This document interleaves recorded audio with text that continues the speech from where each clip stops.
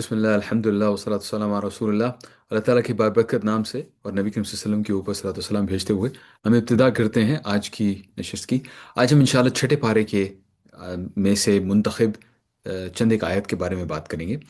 چھٹے پارے میں سورۃ النساء اختتام کو پہنچ رہی ہے اور اس کے بعد سورۃ المائدہ کی ابتدا ہوتی ہے۔ سب سے پہلے سورۃ النساء کے حوالے سے ایک آیت جو میں آپ کے سامنے پیش کرنا چاہتا ہوں، وہ ہے آیت نمبر 169، 169۔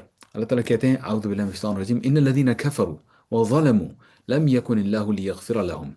یقین وہ لوگ جنہوں نے کفر کیا اور ظلم کیا، یہ وہ لوگ ہیں جن کے ہم ذکر اور اس سے پچھلی چند آیات میں ہمیں پتہ چلتا ہے، جو کہ جنہیں ہم اہل کتاب کہتے ہیں۔ اور یہ جس ظلم کی بات ہو رہی ہے، یہ وہ ظلم ہے جو اپنے آپ کے اوپر کرتے ہیں، اللہ کے بارے میں جھوٹ بول کر۔ تو اللہ تعالیٰ ان کے بارے میں کہہ رہے ہیں، جو وہ لوگ جنہوں نے کفر کیا اور ظلم یعنی شرک کیا اس طریقے سے، لم یکن اللہ لیغفر لهم، اللہ تعالیٰ نے ہرگز بخشنے والا نہیں ہے۔ بھئی ان کے سامنے اگر حقیقت آ گئی، اللہ تعالیٰ نے ان کے لیے واضح کر دیا کہ حقیقت کیا ہے، اگر اس کے باوجود انہوں نے یہ بات نہیں سنی اور سمجھی، تو اللہ تعالیٰ کہتے ہیں وَلَا لِيَهْدِيَهُمْ طَرِيقًا، نہ صرف اللہ تعالیٰ ان کو بخشے گا نہیں، بلکہ اس کے ساتھ ساتھ انہیں کسی راستے کی ہدایت بھی نہیں دے گا۔ یہ اللہ تعالیٰ کی نعمت ہے کہ اگر انسان کو سمجھ آ جائے کہ اس نے کرنا کیا ہے، اپنی زندگی میں کیا فیصلے کرنے ہیں، صحیح راستہ کون سا ہے، وہ کون سی چیزیں جو اللہ رب العزت کو پسند آئے گی، یہ اللہ کی ایک نعمت ہے۔ اور جو لوگ اپنی ذاتوں پر ظلم کرتے ہیں، اللہ تعالیٰ کے حوالے سے جھوٹ بول کر ان سے اللہ تعالیٰ یہ نعمت لے لیتے ہیں، ان کو پھر گائیڈنس، زندگی میں چوائسیز میں جو گائیڈنس ہوتی ہے، سچ اور برے میں تمیز، وہ ان سے لے لی جاتی ہے۔ یہ بہت بڑی بہت بڑی سزا ہے، اور اس کا ظاہری بات ہے آخری نتیجہ تو آخرت میں ہی پتہ چلے گا، لیکن اس دنیا میں انسان محسوس کرتا ہے کہ میں کہاں پھنس گیا ہوں، میں کیا کروں اب۔ الا طریق جہنم، اللہ تعالیٰ کہتے ہیں سوائے، اگلی آیت میں، سوائے جہنم کے راستے کے، خالدین فیہا ابدا، جس میں وہ ہمیشہ ہمیشہ رہیں گے۔ وکان ذلک علی اللہ یسیرا، اور یہ اللہ تعالیٰ کے لیے بہت آسان ہے۔ اسے ایسا نہ سمجھنا کہ اللہ تعالیٰ ایسا نہیں کرے گا یا تمہارے اوپر خاص رعایت کرے گا، یا جو تمہارے اللہ تعالیٰ کے بارے میں تم دوسروں کو گھڑ گھڑ کے باتیں بتاتے ہو، ان پہ تمہارا خود بھی یقین ہو جائے، ایسے نہ کرنا، اس میں نہ رہنا۔ آخر میں اللہ تعالیٰ وہی کرے گا جو وہ فیصلہ کرے گا، کرنا چاہتا ہے وہ کرے گا۔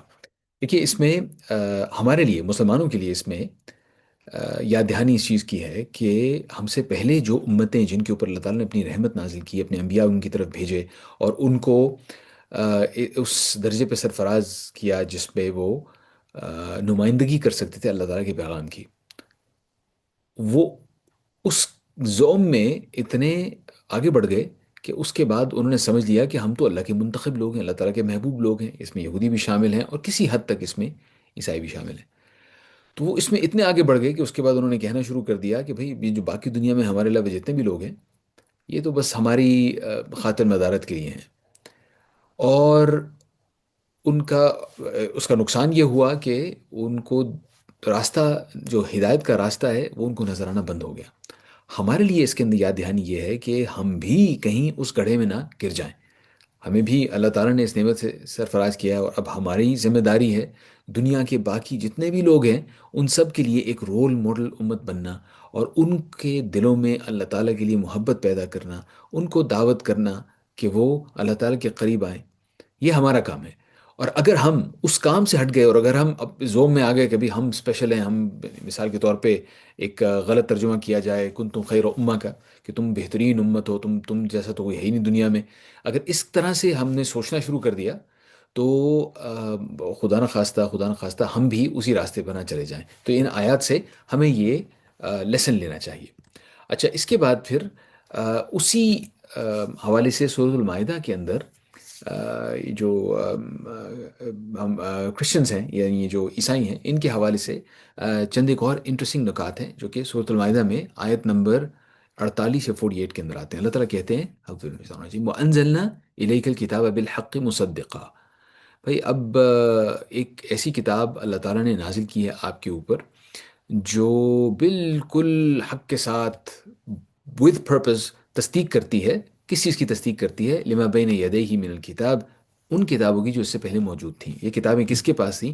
عیسائیوں کے پاس، اور یعنی انجیل، گاسپلز، اور اس کے سے پہلے یہودیوں کے پاس یعنی تورات۔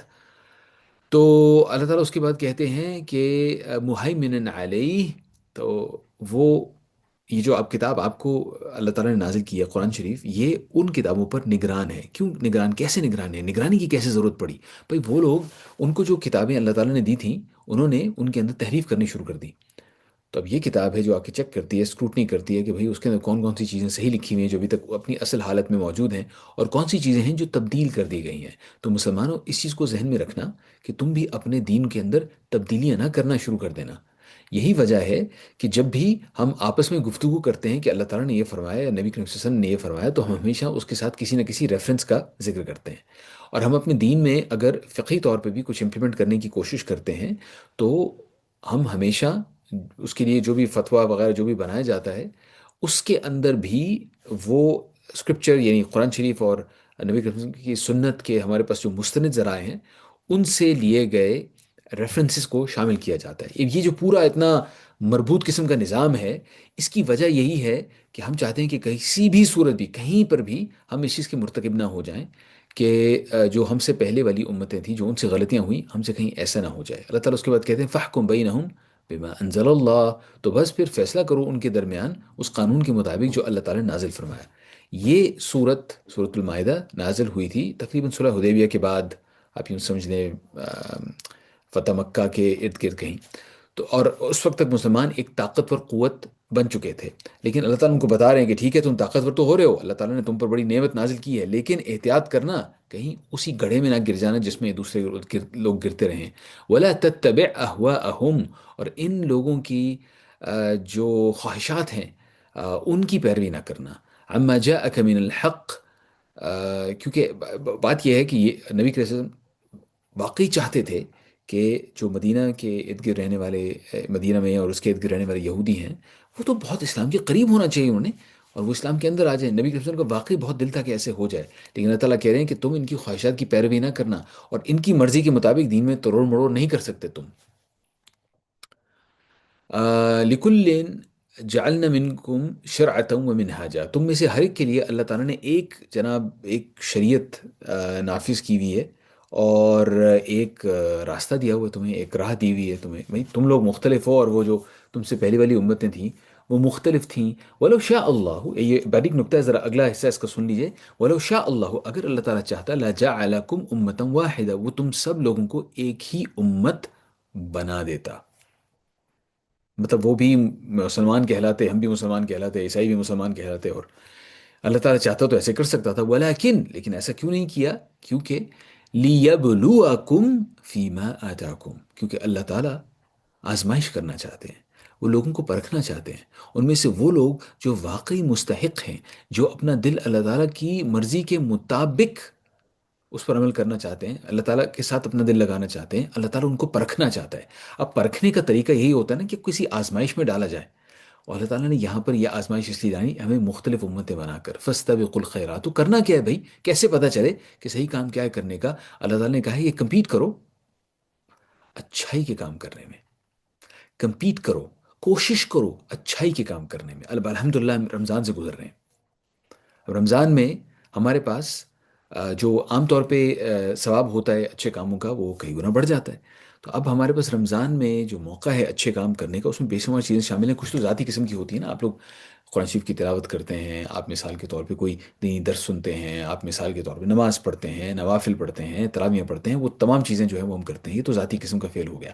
اس کے بعد ویلفیئر کا کام، چیریٹی کا کام، لوگوں کی مدد کرنا، لوگوں کی زندگی آسان بنانا، یہ دوسری قسم کی خیرات ہے۔